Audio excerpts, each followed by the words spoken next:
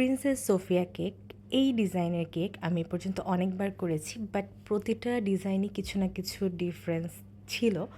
তো এইটার যে ডিজাইনটা সেটাও আমাকে আমার একজন রিপিট ক্লায়েন্ট ভাইয়া তার মেয়ের বার্থডের জন্য অর্ডার দিয়েছিলেন। উনি এটার জন্য আমাকে একটা এআই জেনারেটেড পিকচার দিয়েছিলেন, যেখানে একদম লাইট একটা পিঙ্ক কালারের ড্রেস পরানো ছিল, আর উপরে কিছু গোলাপ ফুল ছিল।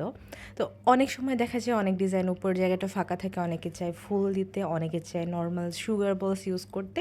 তো এটাতে কিছু গোলাপ ফুল ছিল। তো আমি প্রথমেই এটার যে ড্রেসটা দিয়ে নিয়েছিলাম, এই ড্রেসটাই কিন্তু মূলত এই কেকের সৌন্দর্যটা বেশি বাড়ায়। তো উপরে আমি কিছু ছোট ছোট গোলাপ ফুল বানিয়ে বসাচ্ছিলাম, বাট এটার প্লেসমেন্ট আমার কোনোভাবেই পছন্দ হচ্ছিল না।